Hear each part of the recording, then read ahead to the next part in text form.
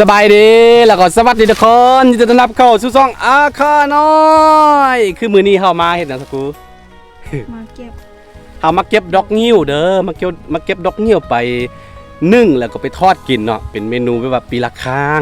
แล้วก็นี่เห็นบ่ต้นงิ้วใหญ่ๆของเฮาใหญ่พิลึกพิโลตอนนี้ดอกกำลังออกนี่หากก็เริ่มออกเนาะสักครู่ลองซูมเบิ่งแดงจึมครึมเลยเนาะ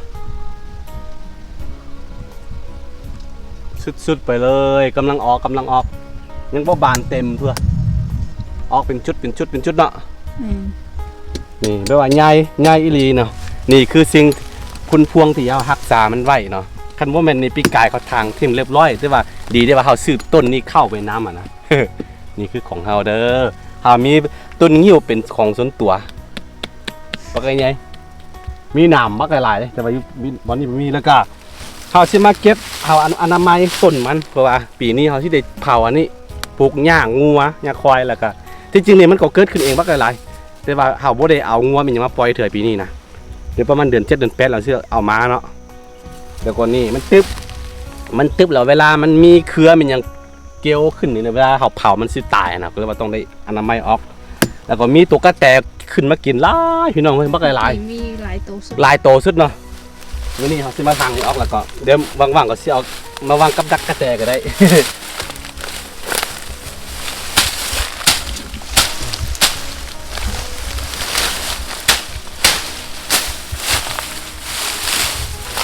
ย้ายอีหลีมี2ต้น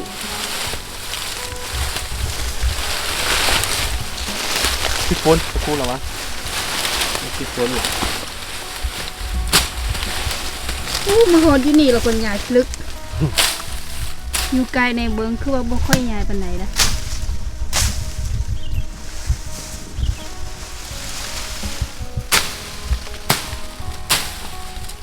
อันนี้อายุหลายร้อยปีแหละเบิ้งตามสภาพอ่ะ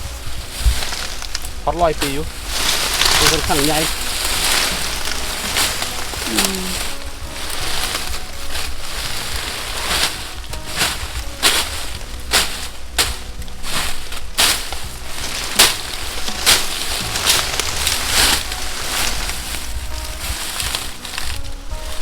มีหอยตัวมีขึ้นไปวะหอยขึ้นตัวมีขึ้นได้วะได้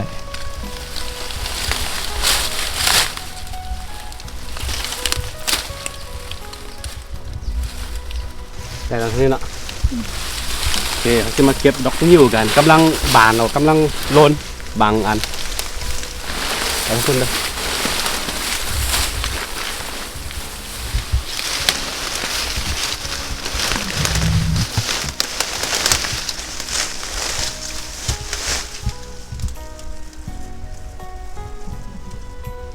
ผมเป็นคุณคาเบนตอนไหนอ่ะ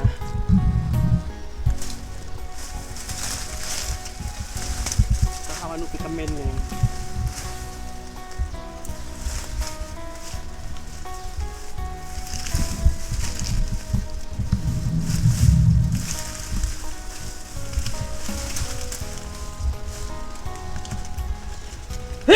โอ้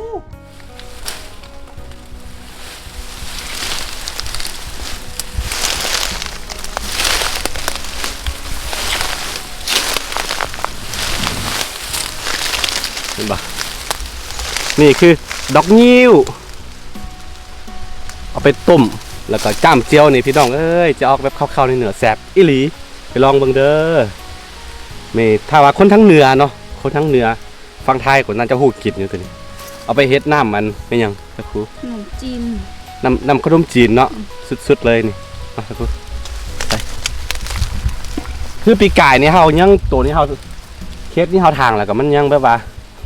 เกี้ยงๆมาปีนี้นี่เจ้าของเก่าเขาทางคิดว่าสิปลูกมีหยังนะก็เลยว่าบ่เกิดทิ่มเลยแล้วก็มาไข่ต่อเฮาแต่ตอนนี้กลายเป็นดินเฮาทั้งหมดแล้วก็เลยว่ามันตึมมาปีนี้เฮาสิเผาทิ่มหมด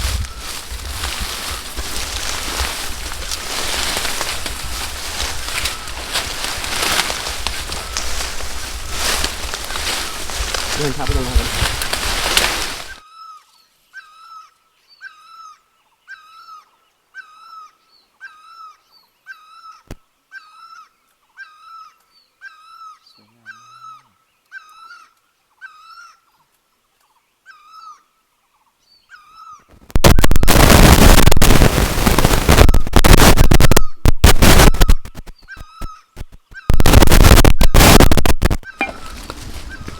ได้เวลาไปทำอาหารกันแล้วก่อนอื่นต้องล้างก่อนเนาะคือเอาตัวนี้ต้มแล้วก็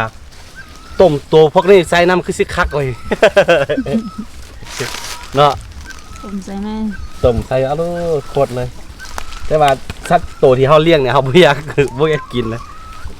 บ่คืนอื่นถ้าไปซื้อตลาดบ่เราไปเอาบ่อื่นมาน่ะกินอยู่แต่ว่าตัวที่เขาเลี้ยงนี่คือจะได้มันบ่แซ่บ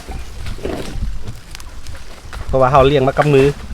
นี่คือดอกนิ้วเด้อพี่น้องเอ้ยสุดๆไปเลย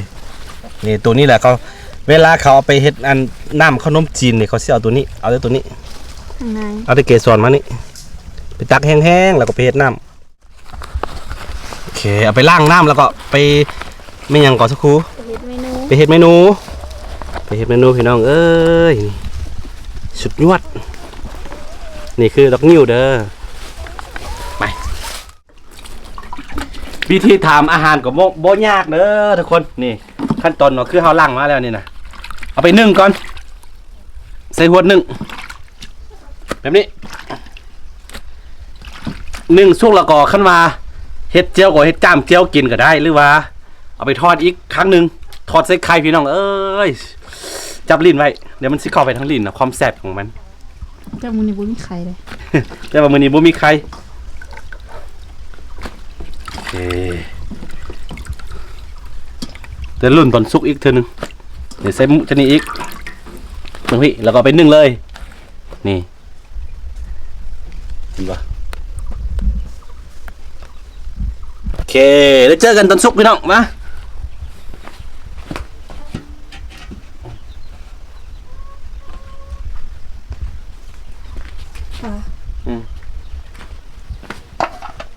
โอเคทุกคนหลังจากที่เราต้มสุกแล้วหน้าตาของมันจะออกมาเป็นแบบนี้เนาะนี่เห็นปะแล้วก็เอาไปทอดอีกรอบหนึ่งนี่พี่น้อง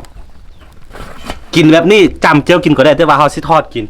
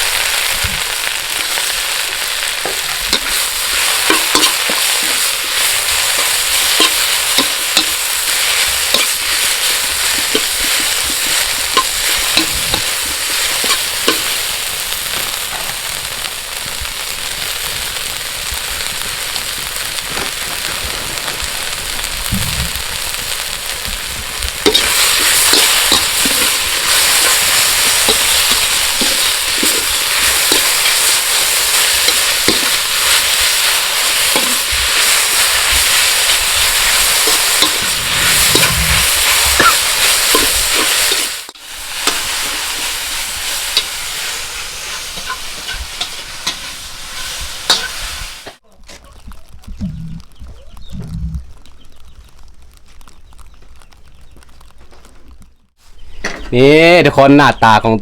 ดอกนิ้วหลังจากที่สุกแล้วปรุงอาหารแล้วสิประมาณนี้เด้อกินได้เลยกินแล้วก็มีตัวนี้คือตัวลวกจำเจียวเราเฮ็ด2เมนู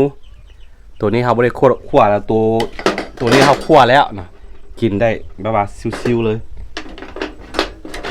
คั่วใส่สิ้นหมูแห้งคักพี่น้องเอ้ยสิ้นหมูเนาะซอยสิ้นหมูบางๆใส่แล้วก็กินเอาเลยพี่น้องสุดๆไปเลยคำใหญ่ๆโต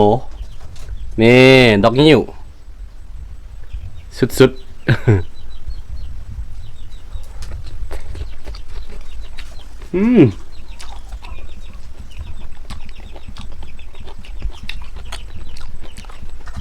จะมีรสชาติส้มๆนิดนึงเขาเฮ็ดกินทุกปีเนาะถ้าว่ามีสิ้นหมูแห้งคักไปน้องเอ้ยลองเด้อ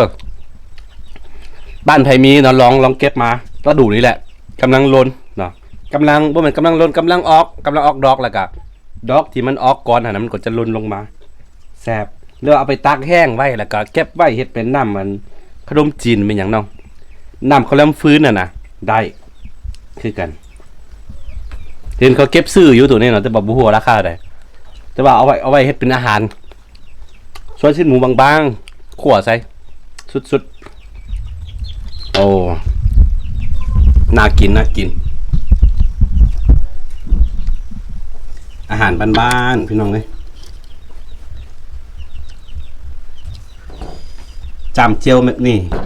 กินเลย